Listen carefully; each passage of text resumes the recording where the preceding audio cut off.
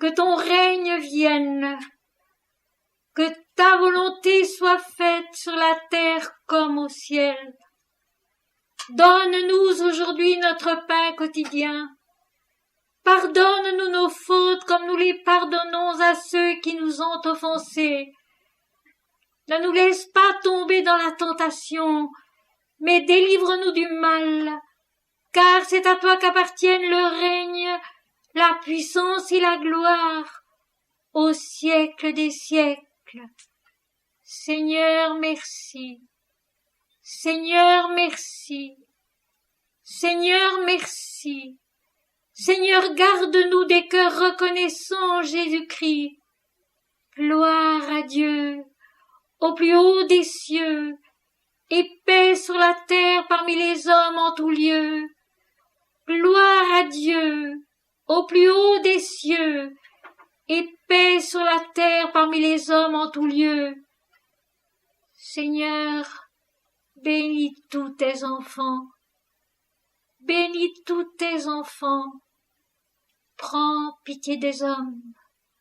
Prends pitié des peuples. Prends pitié de tous ceux qui souffrent. Que ta miséricorde et ta grâce, ta sagesse et ton amour, ta lumière et ta vérité descendent dans tous les cœurs. Seigneur, béni soit ton nom. Béni soit ton nom à jamais. Nous allons écouter ta parole. Seigneur, fais que nous la recevions et qu'elle porte en chacun de nous de bons fruits. Amen.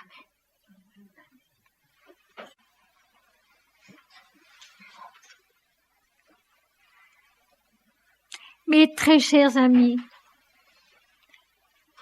à vous tous, une très affectueuse bienvenue. Merci d'être là.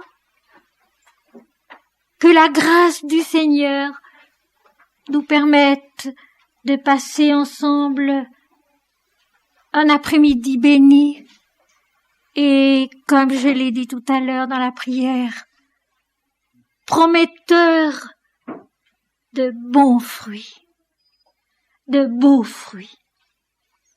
Parce qu'enfin, depuis tant d'années que nous nous réunissons, il faut tout de même que la moisson lève un peu. Le monde en a besoin. Et nous en avons besoin, chacun pour soi-même.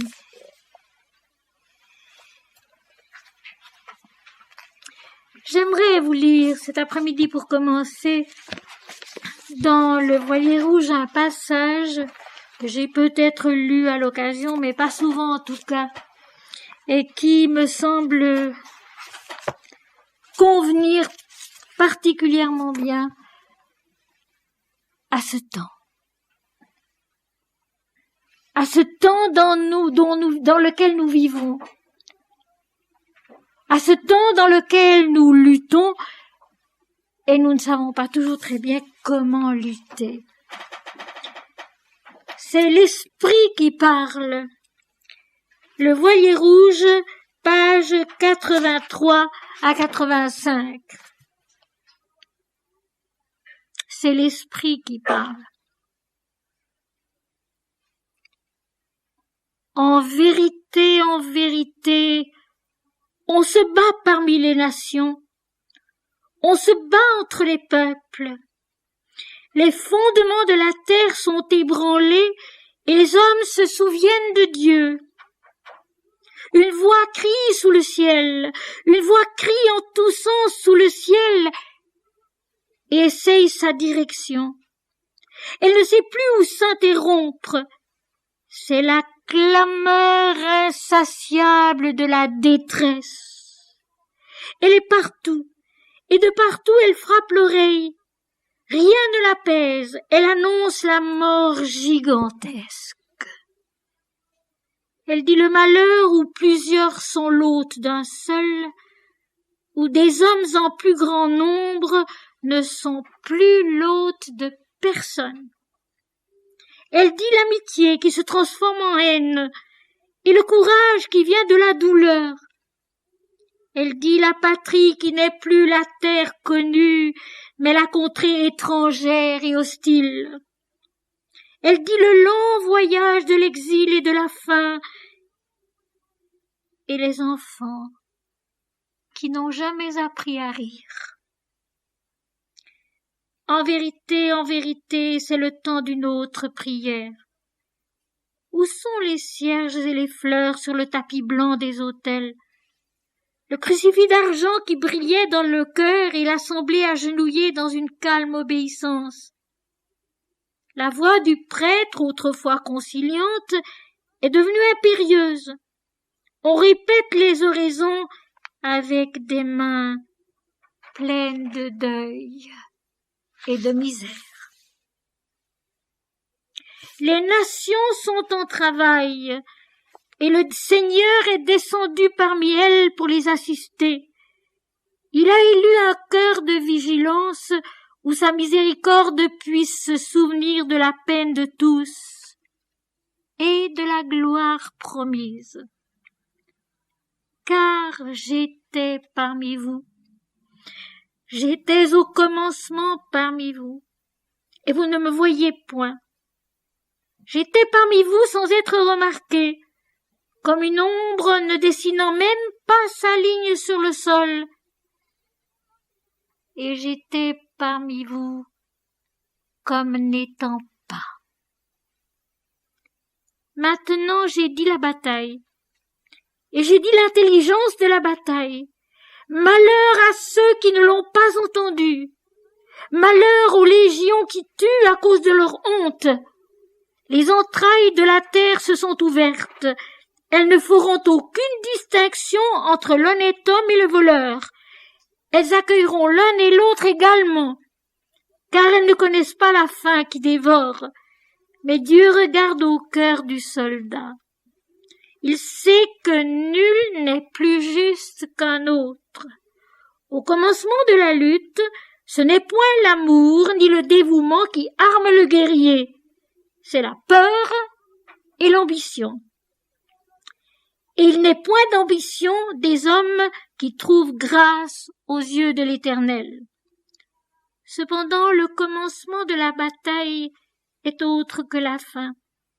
Ici, les fers se sont croisés, et le soldat a connu l'horreur et la beauté du combat. Il sait de quel côté fut le courage et de quel côté fut la lâcheté, de quel côté fut l'infamie et de quel côté fut la loyauté. Le travail a révélé la qualité des combattants. Dieu a présidé lui-même au partage. De l'un il a fait le gardien du droit et de la parole donnée, il l'agrandit au-dessus de lui-même. Il lui laisse une tâche dont l'épreuve l'a rendu digne. Mais il ne l'a point élevé au-dessus de l'autre. Le commencement de la bataille les a surpris au fond de la même erreur, tous les deux, le soldat fidèle et l'infidèle. Et la révélation de la bataille n'est qu'un infime rayon dans la clairvoyance de Dieu. En vérité, on se bat parmi les nations, on se bat entre les peuples. Et voici, je suis au milieu de vous, dont les yeux clignent à la venue du jour. Je suis debout au milieu de vous, invisible et sans prix. Il est des cœurs qui n'ont pas accepté la honte de la bataille, des mains qui se sont jointes au-dessus de la bataille, qui n'ont pas accepté que la laideur soit ineffaçable, au nom de l'ancienne alliance que Dieu a faite avec les hommes. Dans le désarroi de nos jours, cette page du Voilier rouge 82 à 85 peut peut-être être un sujet de méditation profitable.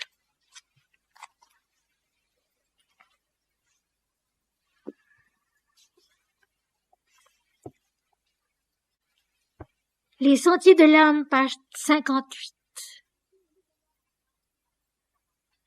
Je ne suis pas né. J'ai seulement prêté mon visage d'éternité à la terre pour qu'elle soit et qu'elle me connaisse, moi, l'immuable félicité de la lumière. Je ne suis pas né. J'ai seulement prêté mon visage d'éternité à la terre pour qu'elle soit et qu'elle me connaisse, moi, l'immuable félicité de la lumière. Moi, le soleil, je suis. Et la terre me porte dans sa vie. Le cœur de l'homme rayonne de moi. La mort ne me dévisage point, mais moi, je la dévisage, car elle est issue de moi, elle aussi, et sous le feu de mon regard, elle disparaît. Je suis le maître de la vie et de la mort. Je suis le germe et les récoltes, et je suis la fin des moissons, bien, bien au-delà d'elles toutes.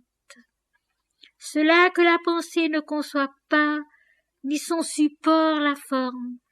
Cela qui se suffit à soi-même pleinement, dans la béatitude où l'amour radieux respire de soi seul. Dans la béatitude où l'amour radieux respire de soi seul. Ça, c'est quelque chose qui est vrai pour nous aussi. L'amour, ce n'est pas l'autre. C'est la béatitude de l'amour qui ne respire que de soi seul et qui par là est immuable et qui par là est offert à tous.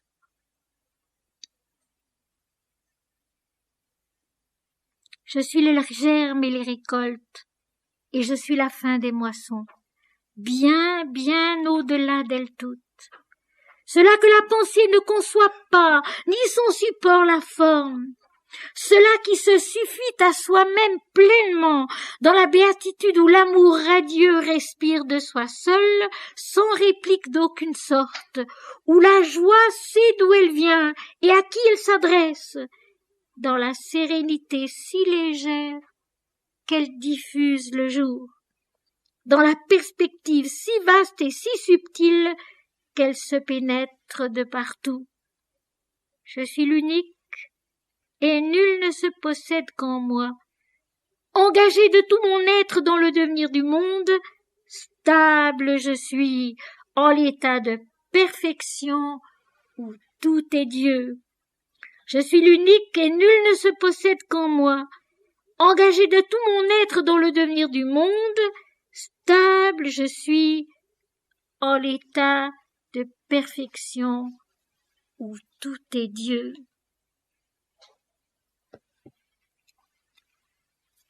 Cette stabilité que nous avons nous-mêmes à acquérir au-dedans de nous par la prière continue, par la confiance et par l'amour qui n'a pas pour but son propre plaisir, sa propre satisfaction, mais la vérité de l'amour qui est à tous et qui est à chacun continuellement. Et aujourd'hui, je vous apporte un texte déjà traité, mais il y a assez longtemps. C'est le chapitre 17 de l'Évangile selon saint Matthieu, l'histoire de la transfiguration du Christ. Et bien sûr, en ces années qui séparent la première version et celle d'aujourd'hui, il y a toute mon évolution intérieure qui fait que ce que je vous apporte aujourd'hui est passablement différent de ce que je vous ai apporté il y a un certain nombre d'années. Le chapitre 17 de l'Évangile selon saint Matthieu, le récit de la transfiguration, qui fait suite au chapitre 16 de l'Évangile selon saint Matthieu que nous avons revu à Lausanne le 29 janvier dernier. Et je n'y reviendrai pas à ce chapitre 16, je rappellerai simplement que Jésus a donc demandé « Qui dit-on que je suis et qui dites-vous que je suis ?» et que les disciples, embarrassés, répondent, on dit que tu es l'un des prophètes revenus, et c'est là que, pour un moment très court, Pierre, visité par la grâce du Seigneur, sait que Jésus est Dieu. Un de ces moments qui est toujours très court, surtout les premières fois, surtout au début. Dans un moment très court, Pierre, visité par la grâce, sait que Jésus est Dieu. Tu es le Christ, le Fils du Dieu vivant. Et puis, très peu de versets après, il ne le voit déjà plus. Parce que sur la terre, dans la conscience de la dualité, il est difficile de rester dans cette fusion de l'unité où tout est un, où tout est Dieu. Donc, un moment après, il se heurte à un obstacle. Jésus leur a dit qu'il allait mourir. Et il ne l'accepte pas, Pierre. Il se heurte à l'obstacle qui est le drame du monde. Et drame, pris dans son sens grec, drama, l'action. L'action du monde, c'est l'obstacle à notre vision divine de l'unité. Nous pouvons la voir de courts instants, mais nous l'oublions si vite. Et si vite, elle n'existe plus. Et alors nous nous retrouvons dans la difficulté.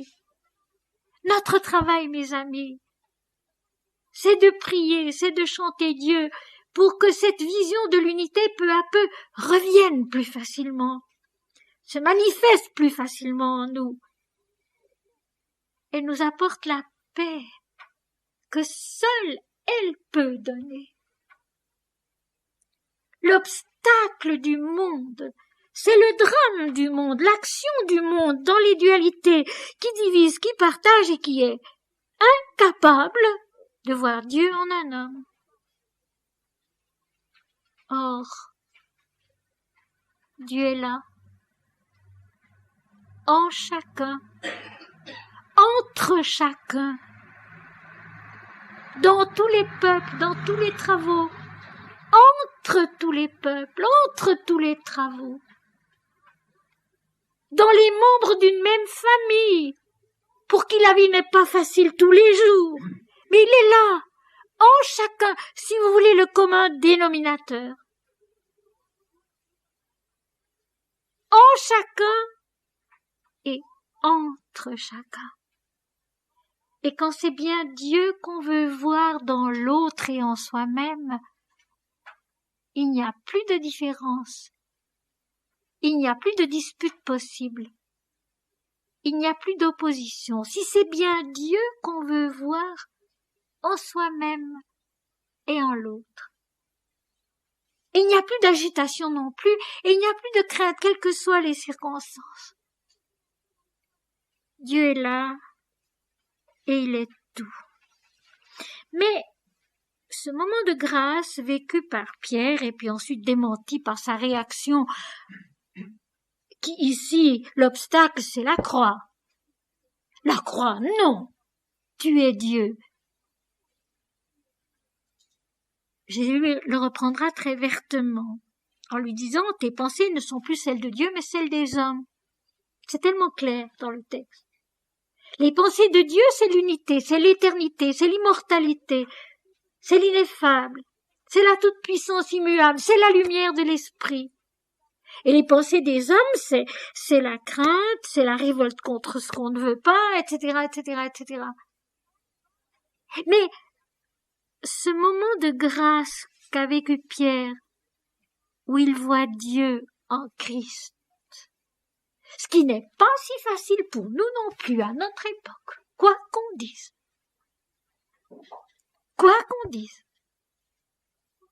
Et j'ai pris le temps, pendant les 8 jours que nous avons passés à la montagne, où j'ai préparé notre conférence d'aujourd'hui, parce que je n'avais pas pu le faire avant, j'ai pris quand même le temps de lire 70 à 80 pages d'un livre qui parlait de Saint Ignace de Loyola. Puisque je vais parler chez les pères jésuites à Grenoble, je trouvais quand même juste en savoir un peu plus sur eux. Quelle bataille! Quelle bataille en cet homme pour arriver à connaître un peu mieux Dieu, le Dieu qu'il veut servir. À la seule grande gloire de Dieu, c'est sa parole. Mais quelle bataille! Alors pour nous, qui ne sommes pas Saint Ignace de Loyola, alors pour nous, il faut s'accrocher à la prière. Mon Seigneur et mon Dieu, je t'aime. Mon Seigneur et mon Dieu, je t'aime. Mon Seigneur et mon Dieu, je t'aime tout le temps, toujours. Et peu à peu, plus facilement, nous voyons Dieu, nous sentons Dieu, qui est là, qui est l'unique, qui est la seule vérité de l'existence. Ce premier pas, cette extase de Pierre qui n'a duré qu'un peu d'instants, où l'homme et Dieu étaient un, l'homme révélant Dieu, Dieu révélant l'homme dans sa vérité, c'est le pas qui va maintenant permettre le pas suivant. Et le pas suivant, c'est le chapitre 17. Le pas suivant, c'est la transfiguration de Jésus. Mais alors, cette fois-ci, c'est une transfiguration tout à fait intérieure que je vous apporte. C'est la transfiguration de la conscience incarnée qui est capable de voir Jésus dans sa gloire, dans sa lumière. Il n'y a plus rien d'extérieur dans ce que je vous expliquerai aujourd'hui. Tout est intérieur, un chemin qui est parti de la parole de Pierre et qui maintenant, à cause de Jésus, à cause de ce qu'il fait, à cause de ce qu'il dit, va pouvoir s'élever vers la transfiguration qui permet de voir Jésus dans sa nature véritable. Ce qui est le commencement d'un nouveau travail, le commencement d'un nouveau chemin. Alors le chapitre 17 commence ainsi. 6 jours après, Jésus prit avec lui Pierre, Jacques et Jean, son frère, et il les conduisit à l'écart sur une haute montagne. Et je souligne déjà cette première petite chose, une haute montagne. C'est une révélation, une vision. Ce n'est pas la révélation, la vision, la dernière et la seule. C'en est une. Parmi les nombreuses que le Seigneur suscite en nous et dans la vie pour nous permettre d'avancer,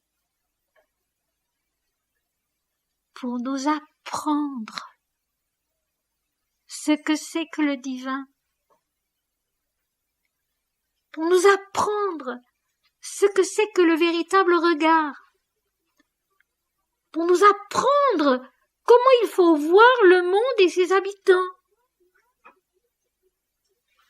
pour nous apprendre à l'écouter, il le dira tout à l'heure, écoutez-le, à l'écouter, à le comprendre et à le suivre. Et vous savez, mes amis, il faut très humblement se dire que pendant tellement longtemps, on n'a rien compris encore. Ça, il faut très humblement se le dire. Se réjouir de ce qui paraît positif en nous et qui semble grandir, d'accord, mais toujours se rappeler que nous avons encore très peu compris et qu'il reste tellement à comprendre, à corriger, tellement à recevoir, tellement à recevoir. 6 jours après. Donc, c'est un 7e jour. Mais ce n'est pas le 7e jour. Ce n'est pas le 7e plan. Ce n'est pas la fin, l'accomplissement, pas du tout. C'est un 7e jour. Comme il y en a toutes les fins de semaine. Et si le dimanche était un vrai dimanche, ça serait un 7e jour, mais de nos jours, c'est très difficile d'y arriver. Parce qu'on a transformé le 7e jour en loisir, en plaisir, en sortie, en cours skier, en cours faire ceci, en cours faire cela, le 7e jour. Un vrai 7e jour. Eh bien, ce chapitre 17 de Matthieu, c'est un vrai 7e jour. Et c'est bon de se le dire parce que ça peut nous donner l'idée d'essayer de faire à l'occasion un 7e jour. Un vrai 7e jour. 6 jours après, donc il y a eu toutes les étapes avant. Les étapes avant, c'est quoi? C'est les disciples qui se promènent dans la Judée, dans la Galilée avec le Maître, qui l'écoutent, qui le voient guérir des malades, qui reçoivent de lui des enseignements, qui ne comprennent pas toujours grand-chose à tout ça, qui ont avancé quand même, on peut dire en tout cas dans un certain amour. Qui ont avancé quand même, on peut dire en tout cas dans un certain amour. Un amour de leur maître, une foi encore bien fragile, bien dualiste, bien humaine, mais un certain amour qui va plus loin, qui fait qu'ils acceptent quand même une vie assez compliquée et difficile à côté de Jésus. Alors ils en sont arrivés là. Et il y a eu cette vision de Pierre que Jésus est Dieu. Et puis ça a disparu. Puis les autres n'ont probablement pas compris grand-chose à cela.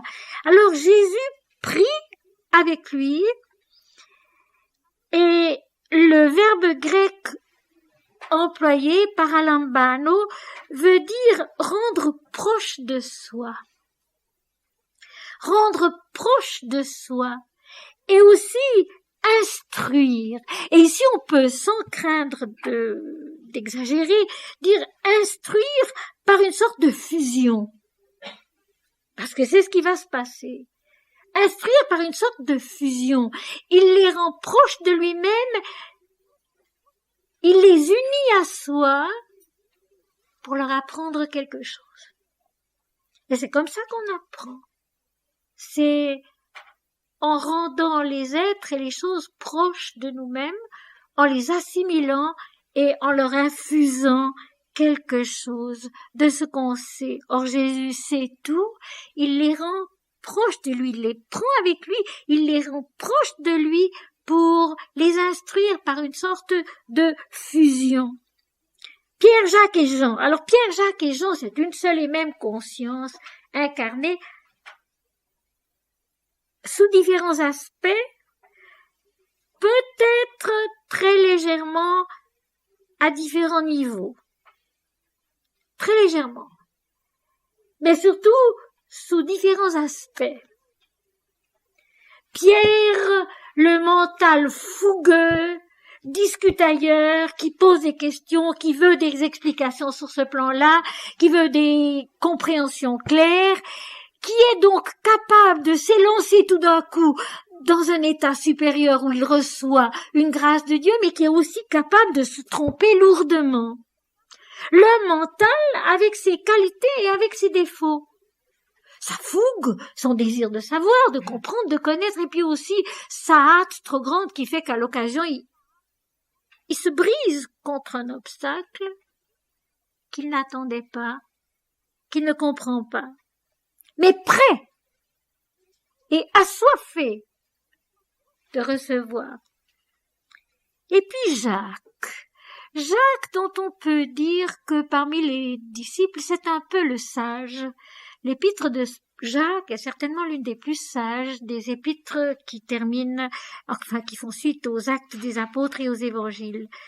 Jacques, c'est celui qui, dans son chapitre 3, verset 2, dit que celui qui est maître de sa parole ne bronche pas et est maître de tout son être. Et c'est vrai.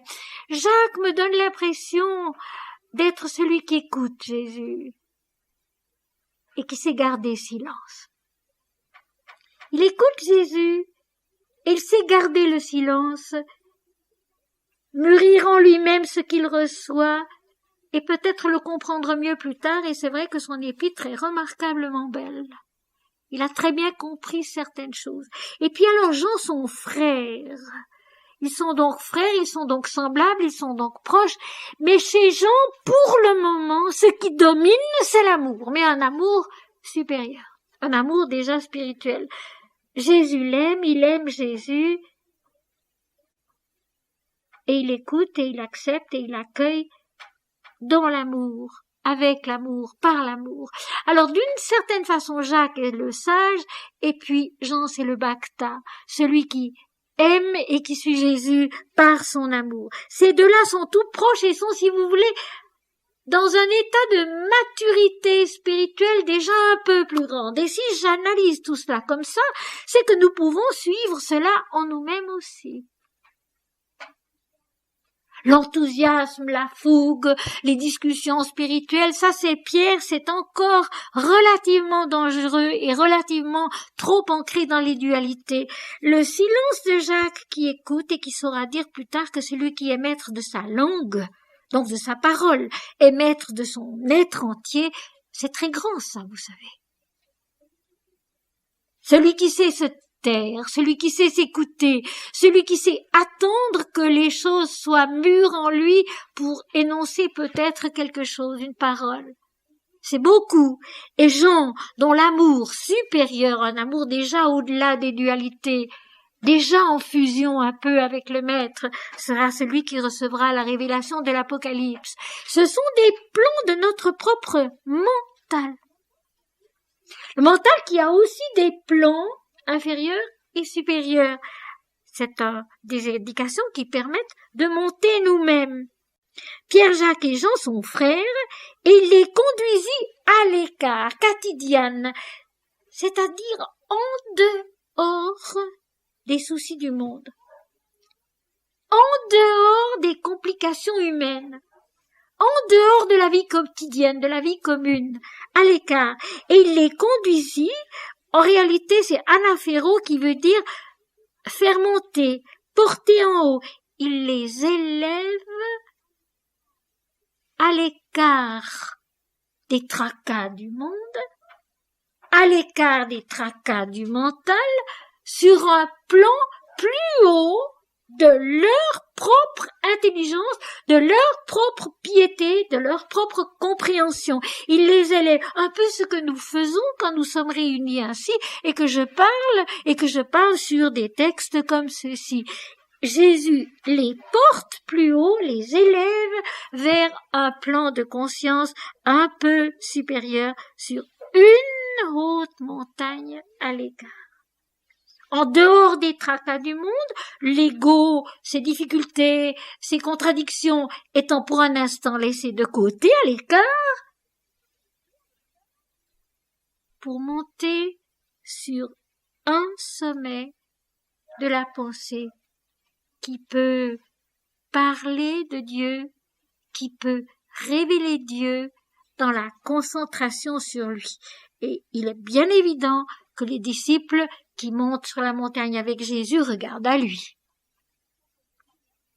Ils sont avec lui, ils l'accompagnent, leur esprit est rempli de lui, ils regardent à lui, comme quand nous allons à un concert ou à une conférence, nous sommes centrés sur ce que nous allons voir, entendre, recevoir, ou ne pas recevoir, un des deux.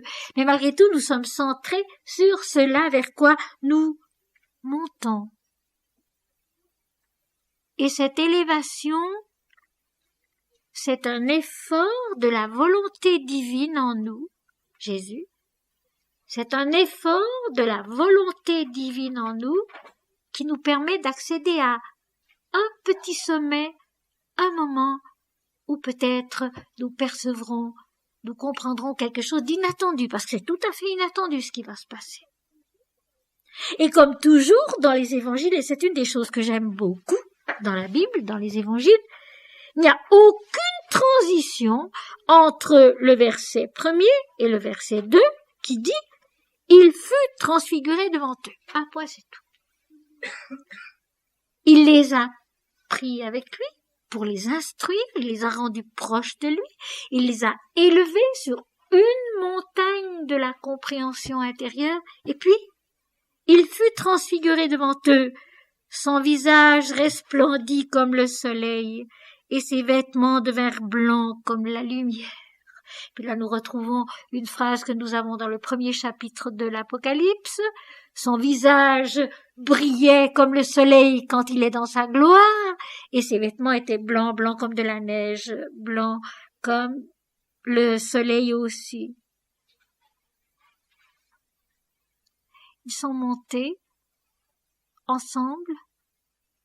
Ils sont montés sur une montagne matérielle, et la montagne c'est un lieu où l'on peut aimer Dieu et voir Dieu. Ça, je le dis par expérience. La montagne, c'est un lieu où on peut penser à Dieu, s'élever à Dieu et voir Dieu. C'est un fait. Et puis, tout de suite, sans intermédiaire, sans attente, il fut transfiguré devant eux. C'est-à-dire que la vision intérieure des 3 disciples est visitée par la lumière divine où ils voient le Christ divin. Ce que Pierre avait dit quelques versets plus tôt, au chapitre 16, verset 16, « Tu es le Christ, le Fils du Dieu vivant », tout d'un coup devient une incarnation de la lumière, une vision divine de la lumière. Vous voyez, le progrès, le pas à pas, le cheminement. Jésus avait posé la question, « Qui dites-vous que je suis ?» Pierre, dans la grâce, avait reçu la réponse à un moment. Et puis ça n'était vécu par personne encore. Et puis là maintenant, le pas de plus, Jésus, dans le cœur du regard qu'il aime, montre ce qu'il est. La lumière. Jésus montre ce qu'il est, la lumière, parce qu'il est ça et rien d'autre. Il est incarné sur la terre, il est incarné en nous, mais c'est rarement perceptible, c'est rarement sensible, et là il le montre. Dans la vision des disciples, tout d'un coup purifiés, tout d'un coup allégés, montés sur une montagne de la révélation, Jésus est là, dans sa toute vérité. La lumière. Il rayonne. Son visage resplendit comme le soleil. Il est souriant. Il est le créateur et l'illuminateur du monde et des hommes. Et ses vêtements, eux aussi, devinrent blancs comme la lumière. Tout devient blanc, tout est lumineux, tout est lumière. Et là, c'est dans l'intérieur de la vision divine des disciples qu'il se montre ce qu'il est, la lumière de l'esprit. Il est le souriant de l'hymne védique, dont les tuniques sont rayonnantes, qui est revêtu de la lumière aussi dans le monde, aussi bien qu'en lui-même. Son visage resplendit comme le soleil, et ses vêtements devinrent blancs comme la lumière. Bienheureux, celui qui un moment peut monter, aidé par Jésus, sur une montagne de la révélation et voir la lumière de l'esprit. Il en revient changé. Et les disciples en reviendront changés, même si après il n'y paraît pas du tout. La graine de la vision divine, la graine de la transfiguration divine est déposée en eux. Il lui faudra beaucoup de temps pour éclore, pour se connaître, pour donner tous les fruits qu'elle a à donner, mais elle est là. Mais elle est là. Et elle est là dans le monde, mes amis. Et elle est là en chacun de nous, mes amis. Cette graine de la lumière qui est Dieu et qu'il faut aller chercher, à laquelle il faut croire. Et en priant se dire, mon Seigneur et mon Dieu, tu es là toute lumière. Un jour, laisse-la moi connaître. Un jour, laisse-la moi voir, même s'il y faut beaucoup de temps. C'est si beau, je relis. Il fut transfiguré devant eux. Son visage resplendit comme le soleil, et ses vêtements devinrent blancs comme la lumière. Et je vous assure, mes amis, ce n'est pas Jésus sur la terre qui à ce moment-là est devenu comme ça. Il était le même sur la montagne avec ses disciples. Mais ce qui a changé, c'est le regard des disciples. Ce regard qui est devenu divin. et qui soudain a vu Jésus dans sa gloire, Jésus qui est, un point c'est tout, qui est la lumière de l'esprit. Et ça, c'est un trésor inestimable de savoir que Jésus est la lumière de l'esprit. Donc il est à jamais, il est pour toujours, et qui plus est, il est en nous, parce que c'est au-dedans d'eux-mêmes que les disciples l'ont vu. Ce n'est pas en dehors. En dehors, il y aurait eu là un Quidan qui passait, il aurait vu 4 hommes sur la montagne, un point c'est tout. Mais c'est en eux. En eux. Cette transfiguration de l'amour, cette transfiguration du regard intérieur, où l'homme est instruit par Dieu, où l'homme est instruit par Dieu. Et ça, c'est inestimable. Et voici, là encore, sans transition, c'est la vision qui vit. C'est la vision qui vit, c'est la vision qui travaille, c'est la vision qui instruit. Mais ce n'est pas quelque chose d'extérieur. À ces 4 hommes qui étaient là-haut ne vont pas tout d'un coup s'en ajouter 2. Non. C'est à l'intérieur de la vision que la vision s'anime et qu'elle explique quelque chose de plus. Et voici, Moïse et Élie leur apparurent s'entretenant avec lui. Moïse, le grand prophète, qui est en tout Israélite. Moïse, celui qui fut le plus grand prophète. Le Rishi, créateur et conducteur des hommes.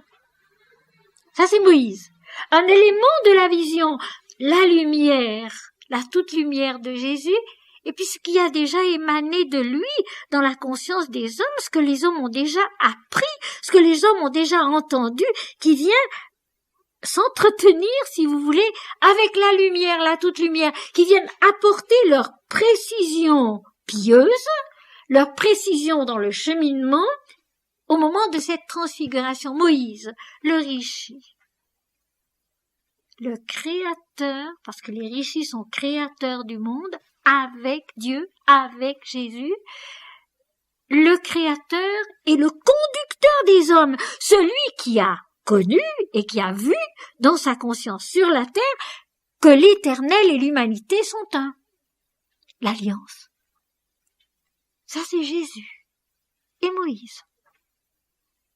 Moïse, qui est aussi issu de Jésus, puisque Jésus est le créateur, le premier-né de toute la création. Je n'invente rien, je reste strictement dans les textes. Le premier-né de toute la création, Moïse, le grand Rishi, le sage créateur et conducteur de l'humanité vers l'unité divine. Moïse, le créateur et le conducteur des hommes, qui les dirige vers ce qu'il sait, ce qu'il a vu, lui tout en haut de la montagne, parlant face à face avec l'Éternel, l'unité du Seigneur et de sa création, de son humanité. L'homme et Dieu sont un, le monde et Dieu sont un. L'humanité tout entière et son Créateur sont un. Ça, c'est Moïse, qui apporte cette précision que tout est Dieu, que tout est la lumière, cette lumière que Jésus est. Et Élie. Élie, c'est le grand prophète qui parle au nom de l'Éternel et il manifeste dans le monde et en nous 2 choses, Élie. L'obéissance absolue à Dieu et donc la purification. La purification de notre conscience, de notre pensée, de notre cœur, de notre âme, de notre être entier. Il apporte les 2 choses, Élie. Il luttera jusqu'au bout pour la plus grande gloire de Dieu. Et jusqu'au bout, il accomplira uniquement ce que l'Éternel lui dira de faire. menacé dans le monde par le roi Akab et Jézabel qui tuent tous les prophètes de l'Éternel pour mettre à leur place les prophètes de Baal et d'Astarté, c'est-à-dire les prophètes de l'adoration de l'ego, du culte de l'ego. Il sera nourri par l'Éternel, conduit par l'Éternel, il obéira à l'Éternel, il ressuscitera l'enfant mort de la veuve, il fera pleuvoir, donc mettre un terme aux 40 ans de sécheresse, et puis ensuite il doit s'enfuir encore parce que Jézabel veut encore le tuer. Ça, ce sera le sujet probablement, d'une partie de Crébérard, le chapitre 19 de 1 Roi. Il doit s'enfuir encore, mais toujours il obéit à l'Éternel. Il marche avec l'Éternel, et il apporte cette purification absolue de la conscience incarnée, de la conscience de l'homme, qui n'obéit plus qu'à Dieu seul, qui ne fait plus que ce que Dieu seul lui demande. Dans toute la diversité des activités qui sont demandées à chacun ici-bas sur la terre. Il est l'obéissance parfaite, il est la purification parfaite, la préparation à la transfiguration intérieure définitive, à la venue de Dieu en l'homme. Alors ces deux éléments, Moïse et Élie, ces prophètes que connaissent les disciples, dont ils connaissent l'enseignement, viennent, si vous voulez, éclairer la vision de la lumière unique, lui apporter un enseignement précis que l'homme peut suivre. L'homme peut suivre l'enseignement de Moïse. L'homme peut suivre l'enseignement et l'attitude d'Élie pour monter vers cette toute lumière de Jésus dont il est encore si loin. Les trois sont là. Jésus est tout. Mais Moïse est une indication, Élie en est une autre sur le chemin de notre transfiguration. S'entretenant avec lui, apportant leur précision pratique, si vous voulez, mentale, parce que l'homme en a besoin, à cette vision qui est sans parole et sans explication. Jésus, qui est la toute lumière de l'esprit et qu'il est en nous. Comme Moïse est un cheminement en nous. Comme Élie est l'obéissance et la purification en nous. N'oublions pas.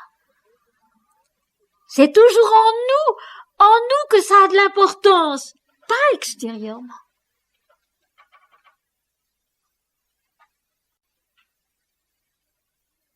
Verset 4. Alors Pierre, ce cher Pierre qui est vraiment le mental, qui parle, qui réagit, qui a quelque chose à dire, à demander, Pierre, dans la traduction de la Bible pour enfants hollandais, que notre mère nous lisait tous les soirs, elle nous en lisait un chapitre tous les soirs, et j'ai encore certains termes dans mes oreilles. Alors c'était toujours de Furor Petrus, c'est-à-dire le Pierre bouillant. Pierre bouillant qui se précipite, qui pose une question, qui intervient, qui coupe l'oreille du soldat. Enfin, c'était de Furor Petrus, et ça m'est toujours resté ce Pierre fougueux, effectivement, qui réagit sur le plan humain, sur le plan mental, mais sa question n'est pas si fausse, vous savez. Bien sûr, c'est mental, c'est matériel, mais sa question n'est pas si fausse. Pierre, prenant la parole, dit à Jésus, « Seigneur, il est bon que nous soyons ici. Si tu le veux, je dresserai ici, encore une fois, 3 tentes, une pour toi, une pour Moïse et une pour Élie. » Ramener la vision de tout en haut sur le plan de la terre. Mais malgré tout, il ne faut pas en rire, il y a quelque chose de juste là-dedans. Il y a d'abord cette nostalgie quand même du mental qui aimerait connaître et voir Dieu, ça c'est sûr, et rester avec lui. Alors ce 2 fois ici, c'est le lieu. Restez ici, restez dans ce lieu. Il est bon, il est bienfaisant, il est bien heureux pour nous tous de rester ici, que nous soyons ici. Mais ce ici, c'est quoi? C'est un lieu sacré de la vérité à l'intérieur de nous. C'est un lieu sacré de la vérité, de la vision divine à l'intérieur de nous. Et c'est sûr qu'il est bon d'y rester. Mais seulement, voilà, il faut y rester en faisant quoi? En étant quoi? Comment? Mais là, pour le moment, Pierre pose la question. Il n'y sera d'ailleurs pas répondu, ça ne fait rien. Mais il pose la question, il ramène la vision au concret. Il est bon que nous restions ici, dans ce lieu bienheureux, bienfaisant, où nous te voyons dans ta gloire, où nous voyons Moïse et Élie, les deux grands prophètes. Mais tout ça, c'est dans la division du mental, vous voyez. Ce n'est pas dans l'unité de la vision divine, dans la compréhension intérieure de la lumière. Il est bon que nous restions ici. Si tu veux, je veux faire quelque chose, je veux agir pour que nous puissions rester ici. Élever 3 tentes, 3 points fixes où demeurer. 3 points fixes où demeurer. Mais c'est pas là qu'il faut demeurer. C'est en nous-mêmes qu'il faut savoir effectivement établir ces points stables, ces points divins, ces points sacrés de la vision divine, où on puisse revenir, où on puisse rester. 3 tentes, 3 lieux fixes où demeurer. 3 lieux fixes de la vie spirituelle, Jésus en lumière, Moïse, le rishi, Élie, le serviteur parfait. Si tu veux, je dresserai ici 3 tentes, une pour toi, une pour Moïse et une pour Élie. J'aimerais rester ici. Mais rester ici, ce n'est pas rester sur cette montagne parmi tant d'autres, avec pour compagnon permanent Jésus en lumière, Moïse et Élie. Ces lieux fixes, c'est en nous. La conscience conduite par Moïse qui conduit à Dieu, à la terre promise. La conscience fondée en Élie, l'obéissance parfaite qui conduit à la purification parfaite. Et aussi à la toute lumière que Jésus est. Jésus n'est pas autre chose. Mais ça, Pierre ne l'a pas encore compris, ne le sent pas ainsi. Pour lui, la vision est extérieure, elle n'est pas encore intérieure. Ça viendra. Non plus pas d'explication, pas de réponse. Comme il parlait encore, une nuée lumineuse les couvrit, et voici une voix fit entendre de la nuée ces paroles, je corrige le texte, celui-ci est mon fils bien-aimé, en lequel je suis comblé, je suis satisfait. Et la voix ajoute, écoutez-le, écoutez-le. Alors Pierre a réagi d'une façon juste, mais trop bas. Il est bon que nous restions ici, tous ensemble. C'est encore dans la division. Il y a tous ces personnages, ils sont 6 maintenant. Et puis, c'est la vision qui répond. Une lumière les couvre, une nuée, mais dans la Bible, la nuée, c'est la lumière de l'extase, atténuée, pour qu'elle n'accable, n'écrase pas la conscience incarnée. Une nuée les couvrit, c'est la descente de Dieu en eux. Et en eux, la même voix qu'au chapitre 3 de l'évangile selon saint Matthieu, le baptême. Une nuée les couvrit et la même voix, la voix du baptême, une voix fit entendre de la nuée ces paroles, celui-ci est mon fils bien-aimé, dans lequel je suis comblé, satisfait, c'est-à-dire dans lequel je suis complètement accompli. En Jésus, l'homme parfait, la créature parfaite, Dieu est complètement accompli. Donc il est celui qui sait, il est celui qui connaît l'éternel Dieu dans sa vérité. Écoutez-le. Écoutez-le, suivez-le. Alors vous voyez le chemin parcouru depuis Matthieu 16, tu es le Christ, le Fils du Dieu vivant. Mais bon, ça c'était encore une vision passagère qui était restée un face à face.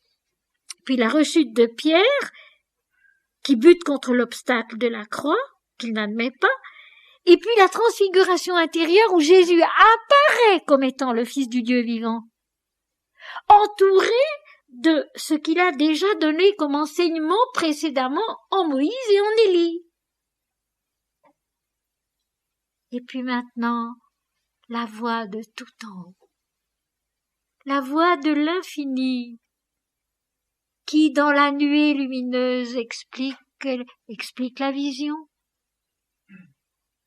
Yantra mantra, la vision, l'audition, explique la vision. Celui-ci est mon fils. Il est moi-même. Et en lui, je suis comblé, je suis satisfait. En lui, je suis totalement. Écoutez-le. Il est Dieu sur la terre. Écoutez-le. C'est immensément beau. C'est immensément beau.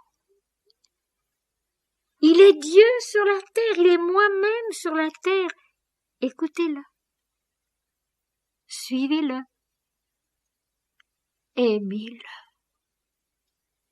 Et cette voix-là, elle vient de tout en haut, de bien au-delà de la transfiguration elle-même, de cette petite montagne sur laquelle ils étaient montés, cette montagne de l'esprit sur laquelle, cette petite élévation qu'ils avaient réalisée.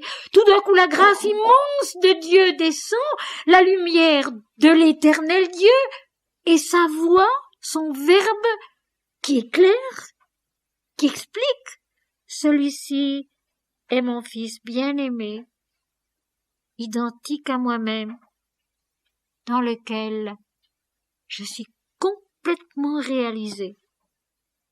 Il est Dieu sur la terre. Écoutez-le. Lorsqu'ils entendirent cette voix, les disciples tombèrent sur leurs faces. Ça, c'est une phrase qui revient souvent dans les évangiles et dans d'autres textes sacrés au moment d'une telle extase, parce que c'en est une, d'une telle mise en ordre, ça m'a dit, parce que c'en est un, l'homme tombe sur sa face. Et j'ai compris hier cette expression. Les disciples tombent sur leur face.